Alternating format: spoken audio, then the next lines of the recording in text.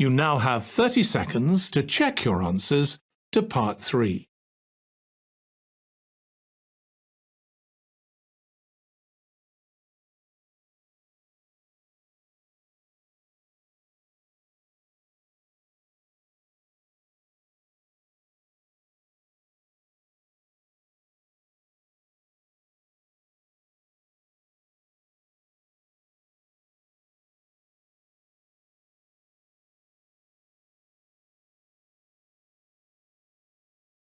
Part 4.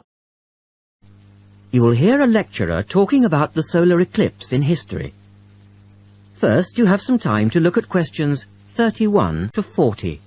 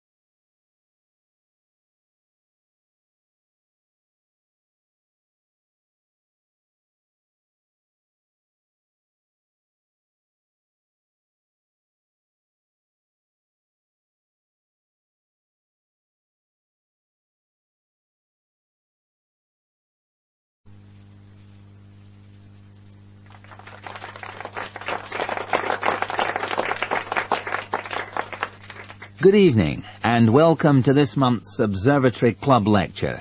I'm Donald Mackey, and I'm here to talk to you about the solar eclipse in history. 1,000 years ago, a total eclipse of the sun was a terrifying religious experience.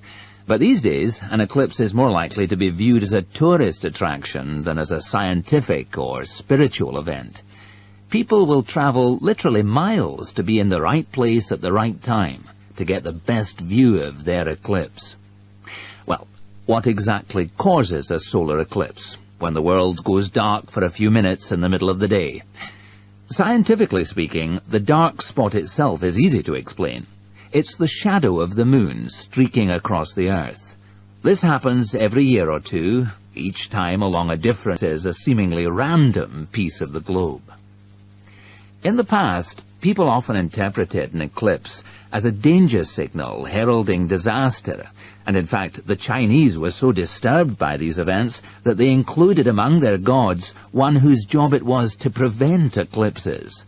But whether or not you're superstitious or take a purely scientific view, our earthly eclipses are special in three ways. Firstly, there can be no doubt that they're very beautiful. It's as if a deep blue curtain had fallen over the daytime sky as the sun becomes a black void surrounded by the glow of its outer atmosphere. But beyond this, total eclipses possess a second, more compelling beauty in the eyes of us scientists, for they offer a unique opportunity for research. Only during an eclipse can we study the corona and other dim things. And thirdly, they are rare. Even though an eclipse of the sun occurs somewhere on Earth every year or two, if you sit in your garden and wait, it will take 375 years on average for one to come to you. If the moon were any larger, eclipses would become a monthly bore. If it were smaller, they simply would not be possible.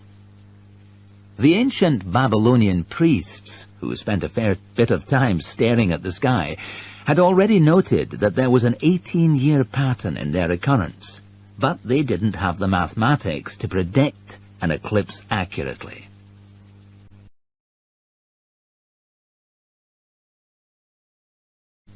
It was Edmund Halley, the English astronomer, who knew his maths well enough to predict the return of the comet, which incidentally bears his name, and in 1715 he became the first person to make an accurate eclipse prediction. This brought eclipses firmly into the scientific domain, and they've since allowed a number of important scientific discoveries to be made. For instance, in the eclipse of 1868, two scientists, Janssen and Lockyer were observing the Sun's atmosphere, and it was these observations that ultimately led to the discovery of a new element. They named the element helium, after the Greek god of the Sun. This was a major find, because helium turned out to be the most common element in the universe after hydrogen. Another great triumph involved Mercury. I'll just put that up on the board for you now. See, the Sun, then Venus, Earth, etc. For centuries, scientists had been unable to understand why Mercury appeared to rotate faster than it should. Some astronomers suggested that there might be an undiscovered planet causing this unusual orbit, and even gave it the name Vulcan. During the eclipse of 1878, an American astronomer, James Watson, thought he'd spotted this so-called lost planet. But, alas for him, he was later obliged to admit that he'd been wrong about Vulcan and withdrew his claim. Then Albert Einstein came on the scene. Einstein suggested that, rather than being wrong about the number of planets, astronomers were actually wrong about gravity. Einstein's theory of relativity, for which he's so famous, disagreed with Newton's law of gravity in just the right way to explain Mercury's odd orbit. It would be possible during the total eclipse of 1919, and this is indeed when his theory was finally proved correct. So there you have several examples of how eclipses have helped to increase our understanding of the universe. And now let's move on to the social aspects, and I think you'll find...